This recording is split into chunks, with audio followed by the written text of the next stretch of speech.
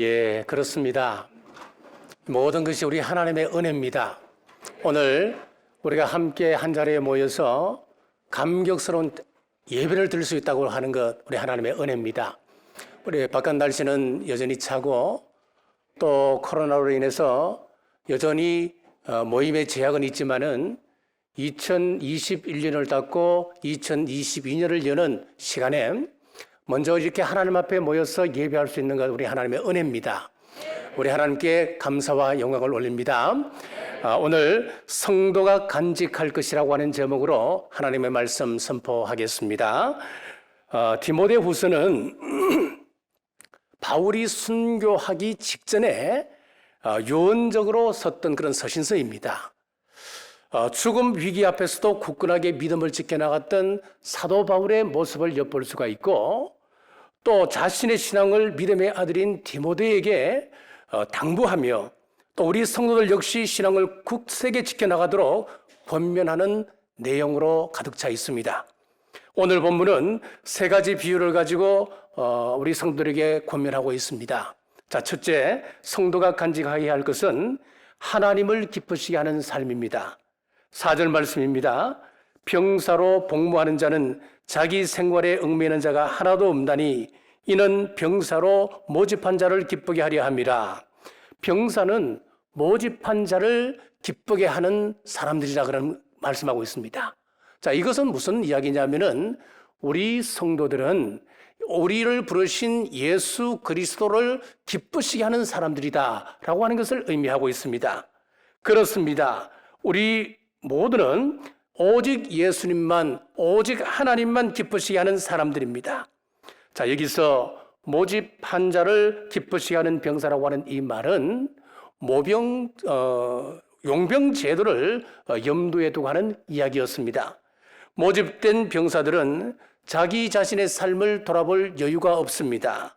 자신에게 주어진 임무에, 그리고 전심전력하기 위하여 사적으로 또 세상적인 일에는 신경을 꺼야 하는 겁니다. 과감히 포기해야 있습니다. 그리고 오늘 말씀에서 기쁘게 한다라고 하는 이 히브리 원어를 보면은, 헬라어 원문을 보면은 아레스코라고 하는 단어를 사용하고 있습니다. 일치되게 하다, 의견을 맞추다, 타인의 관심을 수용하다라고 하는 의미를 가지고 있습니다. 자, 그러니까 우리가 하나님을 기쁘시게 하려면 우리 주님의 뜻에 자신을 온전히 맞추어야 합니다. 하나님을 우리 뜻에 맞추려고 하는 것이 아니고 내가 하나님의 뜻에 맞추어 가야 한다는 것입니다. 스스로 하나님의 의도를 따르며 하나님이 관심을 갖고 있는 일에 우리는 그 일을 수용하는 겁니다. 여러분, 바울은 오늘 말씀에서 디모데에게 모집한 자를 기쁘게 하는 병사처럼 늘 하나님을, 늘 예수님을 기쁘게 하라라고 권면하고 있습니다. 바울 또한 이러한 권면을 하기 이전에 먼저 자신도 하나님 앞에서 이러한 삶을 살기 위하여 애를 썼습니다. 갈라디아서 1장 10절입니다. 이제 내가 사람들에게 좋게 하랴, 하나님께 좋게 하랴, 사람들에게 기쁨을 구하랴. 내가 지금까지 사람들의 기쁨을 구하였다면 그리스도의 종이 아니니라. 바울은 사람을 기쁘게 하기 위하여서 지금까지 전도하였다, 그 이야기가 아니라는 거예요. 하나님을 기쁘시게 하기 위하여서, 오직 예수님을 기쁘시게 하기 위하여서 지금까지 그가 순례길을 걸어왔다라고 이야기하고 있습니다. 고린도후서 5장 9절입니다. 그런즉 우리는 몸으로 있든지 떠나 있든지 주를 기쁘시게 하는 자가 되기를 힘쓰노라. 데살로니가전서 2장 4절입니다. 오직 하나님께 옳게 여김을 입어 복음을 위탁받았으니 우리가 이와 같이 말하면 사람을 기쁘게 하려 함이 아니요 오직 우리 마음을 감찰하시는 하나님을 기쁘시게 하려 함이라. 사람을 기쁘게 하려 하는 것이 아니고 하나님을 기쁘시게 하는 것, 그것이 성도가 간직해야 할 첫째 신앙의 모습입니다. 사랑하는 여러분, 우리 스스로 신앙의 모습을 돌아보며 이러한 삶을 살았는지 점검해 보십시다. 이제 새롭게 펼쳐지는 2022년에는 진정 하나님을 기쁘시게 하는 그리고 힘쓰는 우리 모두 되시길 주님의 이름으로 축복합니다. 둘째, 간직할 것은 말씀대로 살아야 합니다. 5절 말씀입니다. 경계하는 자가 법대로 경계하지 아니하면 승리자의 관을 얻지 못할 것이며, 우리가 아무리 하나님을 기쁘시게 하고자 하는 목적을 가지고 있다 하더라도 방법이 틀리면 안 되는 겁니다. 말씀에서 어긋나면 안 되는 것입니다. 오늘 말씀에서 법대로라고 번역된 헬라어를 보면은 노니모스라고 하는 단어를 썼습니다. 이 뜻은 합법적으로 그런 뜻을 가지고 있어요. 규칙에 일치하게 그리고 정당하게 그런 뜻을 가지고 있습니다. 그러니까 우리 성도들은 우리 하나님께서 정하신 규칙에 합당한 삶을 살아라는 겁니다. 하나님께서 정하신 그 말씀에 정당하게 우리가 실천하며 살아가라, 그 말씀을 가지고 있어요. 그렇습니다. 어떤 상황에서든 하나님의 말씀을 법처럼 알고 지켜야 합니다. 하나님께서 주신 규칙을 우리는 지켜나가야 합니다. 그리고 정정당당하게 행하여야 합니다. 이것이 성도의 합당한 삶이라고 말씀하고 있습니다. 우리 마태복음 5장에서 7장까지 보면은 산상수훈이 기록되어져 있습니다. 우리 산상수훈은 예수님의 첫 설교로 알려져 있지요. 산상수훈을 열어가며 마태복음 5장 3절에서부터 쭉 말씀하시는데, 마태복음 5장 3절에서 무엇을 이야기하느냐? 심령이 가난한 자는 천국이 저희 것이다 라고 말씀하시며 천국을 말씀하고 있습니다. 그러니까 산상수훈의 내용은 전부 다 천국 이야기입니다.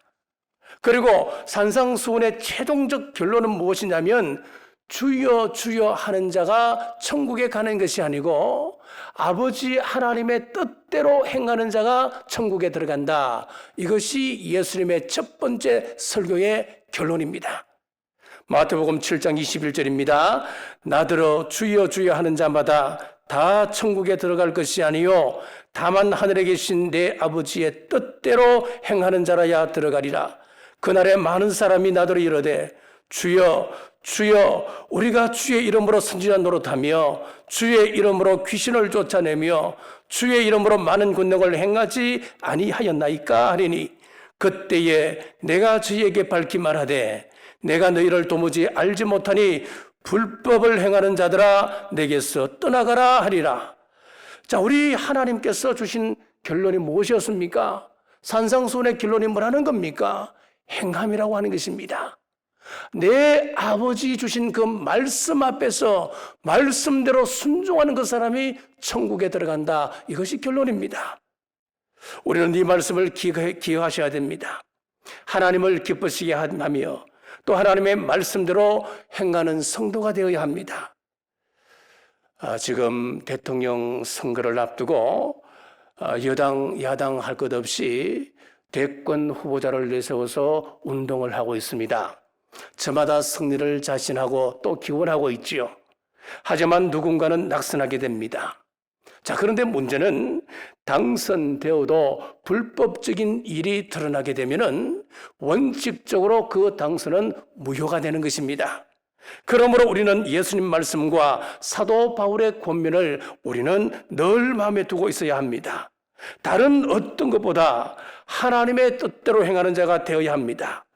늘 말씀을 지키고 법대로 경계하는 병주자 되시길 주님의 이름으로 축복합니다. 성도가 간직할 것 셋째, 농부의 인내입니다. 6절입니다. 수고하는 농부가 곡식을 먼저 받는 것이 마땅하니라. 자, 농부는 인내하고 기다리며 끝까지 땀을 흘리는 사람입니다. 무슨 의미겠습니까?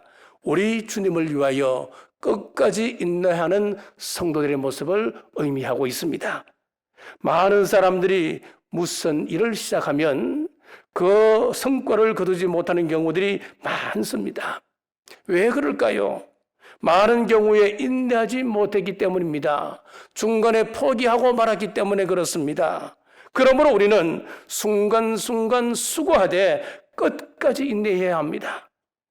특별히 한 해를 시작하면서 2022년도에는 하나님을 위하여, 예수님을 위하여 수고하고 인내하여 하나님께 영광을 올리리라 결단하는 우리 모두 되시길 주님의 이름으로 축복합니다.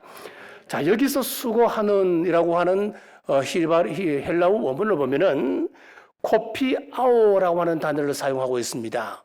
뜻은 열심히 일하다라고 하는 기본 뜻을 가지고 있고, 여기에 더하여서 피로를 느끼다 아니면 탈진을 한다, 그런 의미도 가지고 있다고 하는 거예요.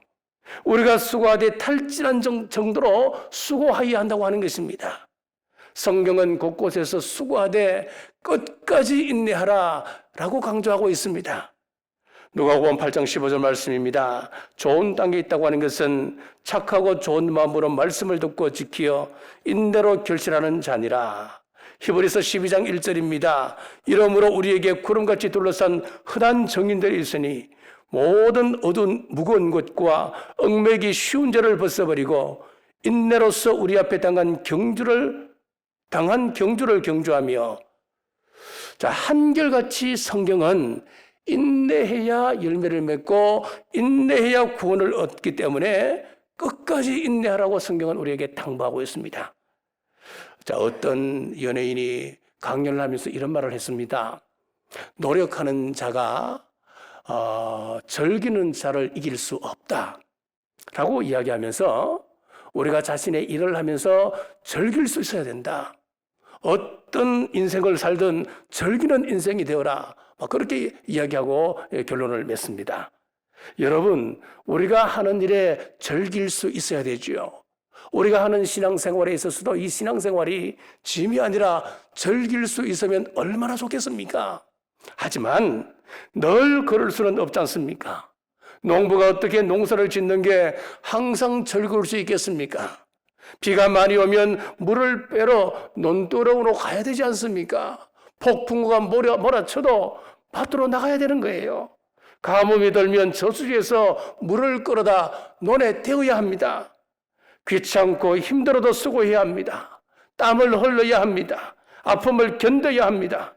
참고 인내야 아름다운 결실이 주어지듯이 인내하며 우리 주님 섬길 때에 최후 승리가 주어짐을 믿으시길 바랍니다. 말씀을 맺겠습니다. 한 해를 마무리하고 새로운 한 해를 시작하는 지금, 우리의 신앙, 우리의 삶은 어떠하신지요? 우리가 간직해야 할 것을 기억하십시오. 모집한 자를 기쁘게 하는 병사처럼 오직 우리 하나님을, 오직 예수님을 기쁘게 하는 한 해가 되리라 다짐하십시오. 법대로 경계하는 경주자의 모습을 보며 하나님의 말씀을 행함으로 지키리라 결단하십시오. 수고하는 농부의 모습을 통해 하나님을 위해, 예수님을 위해 끝까지 인내하는 신앙을 견지하리라 결단하십시오. 병사와 경주자와 농부를 기억하고 그렇게 살 때 2022년도엔 말씀 안에서 형통한 우리 모든 성도님들 삶 되시길 주님의 이름으로 축복합니다.